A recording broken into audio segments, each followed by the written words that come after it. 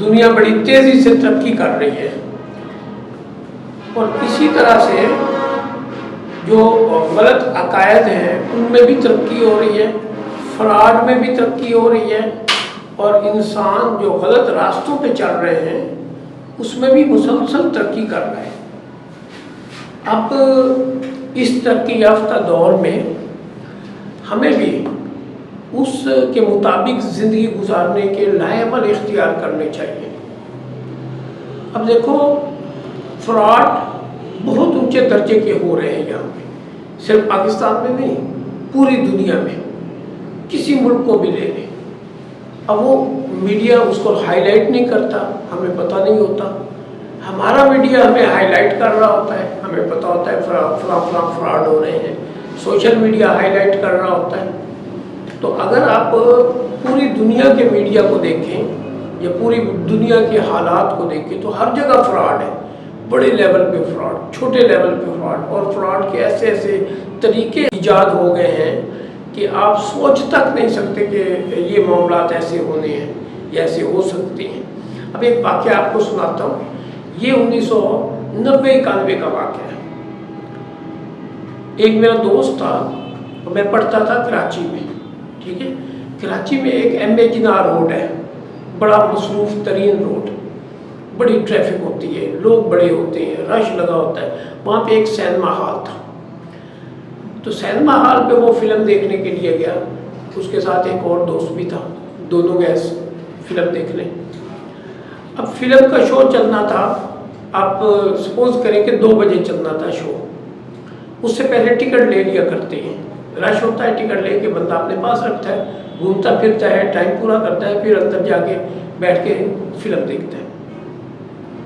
اب ہوا کیا کہ وہ ٹائم مطلب گزارنے کے لیے باہر تھے کہ ایک دہی بلے والا کھڑا تھا، دونوں نے اس کو آرڈر دیا کہ 2 پلیٹیں دہی بلے کی لگا دیں۔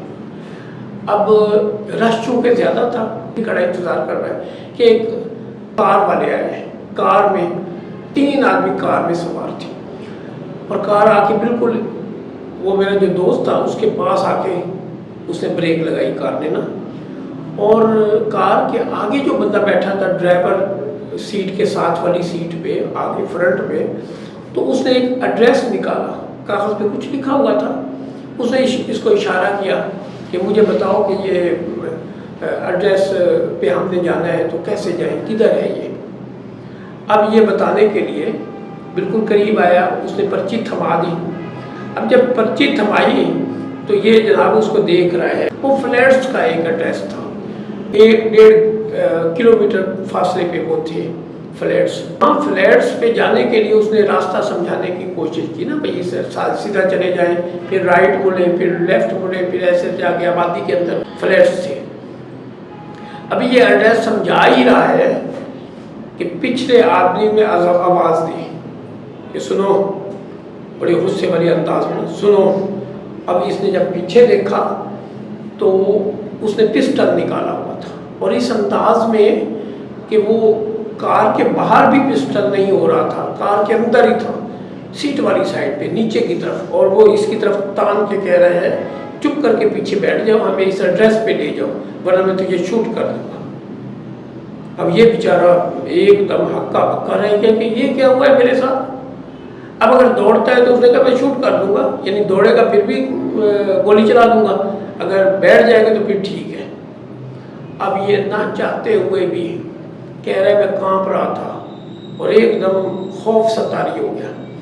اس نے اتنی دیر میں پچھلا دروازہ کھول دیا خود ہی، جو پیچھے پچھلی سیٹ پہ بیٹھا تھا اس نے ساتھ ہی دروازہ کھول دیا۔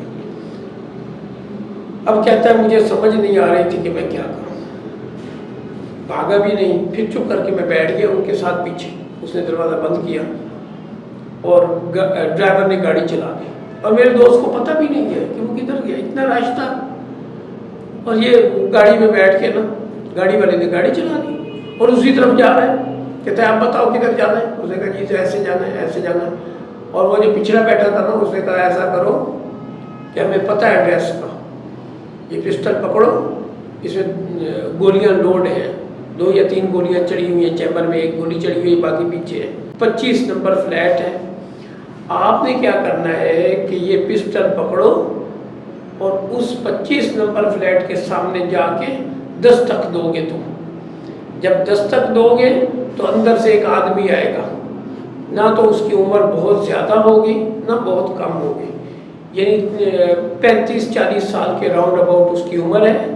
چھوٹی چھوٹی اس نے مونچھیں رکھی ہوئی ہیں، داڑھی اس کی نہیں ہے، گول مٹول سا گورا چٹا سا ہے اور صحت مند آدمی ہے.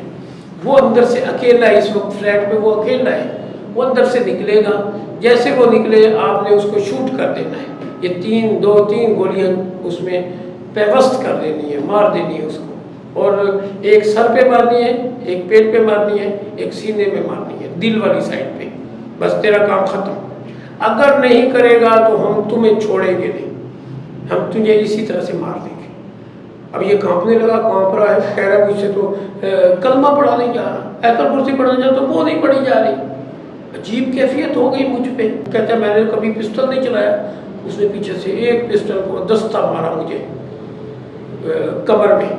کہتا ہے بچے کو پتا ہے کہ پسٹل کیسے چلانا ہے، اور تم کیسے کہتے ہو پسٹل نہیں چلایا جاتا مجھ سے. اس کو اڑیس میں لے لے، یعنی یہ شلوار کے اڑیس میں اس کو لگا لے اور ذرا بچہ نہ بن ہمارے سامنے، اس طرح فراڈ نہ لگانا، تجھے مار دیں گے، ہمیشہ کے لیے تجھے غائب کر دیں گے، اپانج کر کے پھینک دیں گے. انہوں نے تڑی لگانی شروع کی، اسے دھمکیاں لگانی شروع کی. پھر بیچارہ کہتا ہے کہ میں نہ چاہتے ہوئے کانپ رہا تھا، پریشان ہو رہا تھا، مجھ سے کچھ پڑھا نہیں جا رہا تھا. اور وہ لوگ چلتے چلتے اسی فلیٹ کے نیچے جا کے انہوں نے بریک لگائی اور کہتے چل اب اتر، ہم نیچے انتظار کر رہے ہیں تیری واپسی کا. اب کہتا ہے جی میں نے پسٹل میرا لگا ہوا تھا شلوار میں، اور میں آہستہ آہستہ سیڑھیوں پہ چڑھ گئی. اور پھر بھی کبھی کلمہ پڑھنے کی کوشش کر رہا ہوں، مجھے کلمہ نہیں آ رہا. کبھی کوئی آیت مبارکہ پڑھنے کی کوشش کر رہا ہوں، الحمد شریف پڑھنے کی کوشش کرتا ہوں، آیت الکرسی کچھ بھی نہیں یاد آ رہا.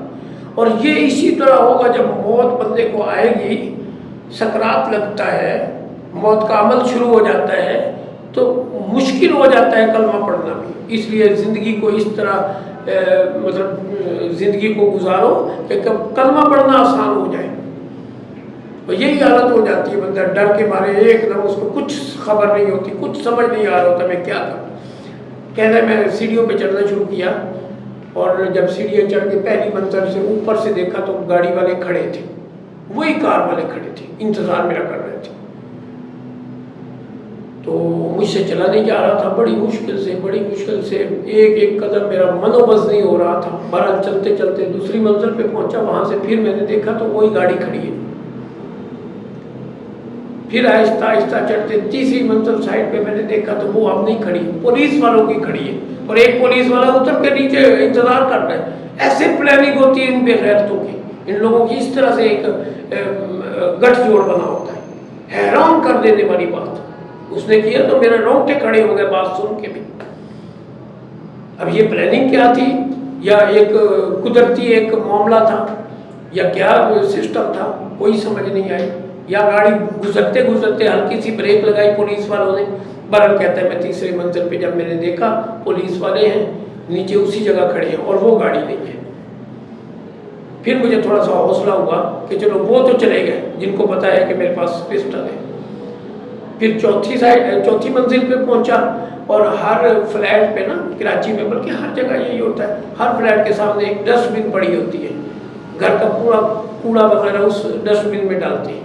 کہہ رہا اوپر چوتھی منزل پہ گیا تو ڈسٹ بن پڑی تھی، اور جیسے میری نظر ڈسٹ بن پہ پڑی، ادھر ادھر میں نے دیکھا کوئی بھی نہیں ہے. میں نے فٹافٹ وہ کوڑا اٹھایا، پسٹل لوڈ اسی حالت میں اس ڈسٹ بن میں رکھا، اوپر سے کوڑا رکھا. اب تھوڑا سکون ہوا مجھے، میں پھر وہاں سے نیچے اترنے لگا، اور آہستہ آہستہ اتر رہا تھا تاکہ کوئی میرے ساتھ ملے، میں اکیلا نکلوں، باہر نہ نکلوں اکیلا. اب اتنی دیر میں چھوٹے چھوٹے بچوں کی آوازیں آئیں، عورتوں کی آوازیں آئیں. تو کیا دیکھتا ہوں کہ اوپر سے ایک فیملی اتر رہی ہے، 1-2 بچے چھوٹے ساتھ ہیں، 2 عورتیں ہیں، 1 مرد ہے، وہ اتر رہے ہیں. تو میں آہستہ آہستہ اس طرح اترنے لگا کہ وہ میرے قریب آ جائیں. تو وہی ہوا کہ وہ اترتے اترتے میرے جب قریب آئے تو قریب آ کے پھر جب تیسری منزل سے میں نے نیچے دیکھا تو پولیس والوں کی گاڑی بھی اب نہیں تھی. اس کا مطلب قدرتی طور پہ وہ آ کے رک گئے ہوں گے، پر جو بھی تھا کہہ رہے ہیں ہم کو پولیس والوں کی گاڑی بھی نہیں تھی اور وہ دوسری کار بھی نہیں تھی. تو میں اس فیملی کے ساتھ مل کے نیچے سیڑھیوں سے باہر آ گیا تو ایک رکشے والا آ رہا تھا، اس کو ہاتھ دیا. رکشے والے نے کہا کدھر جانا ہے؟ کہتا ہے جہاں مرضی لے جا. فٹافٹ دروازہ کھول کے اندر بیٹھا تو کہتا ہے یہاں سے نکال. میں کدھر چلے گئے تھے؟ تو شو شروع ہونے والا ہے، آپ کدھر چلے گئے تھے؟ بہرحال کہتا ہے کہ میں نے وہی ٹکٹ پکڑا اور ہم شو میں چلے گئے. کہنے کا مطلب ہے کہ اتنے بڑے بڑے فراڈ ہیں، اگر کسی کو ایڈریس بتانا بھی ہے تو بڑے سوچ سمجھ کے بڑے پیچھے کھڑے ہو کے دور سے یا پھر قریب نہ جاؤ، کوئی طریقہ ایسا اختیار کرو یا کہہ دو کہ کسی بڑے بندے سے پوچھ لیں ہمیں نہیں پتا، اشارہ کر کے آگے نکل جاؤ. اس سے بچو بچو بچو. اب حالات وہ نہیں رہے شرافت والے، اور مجھے امید ہے کہ آپ اس پر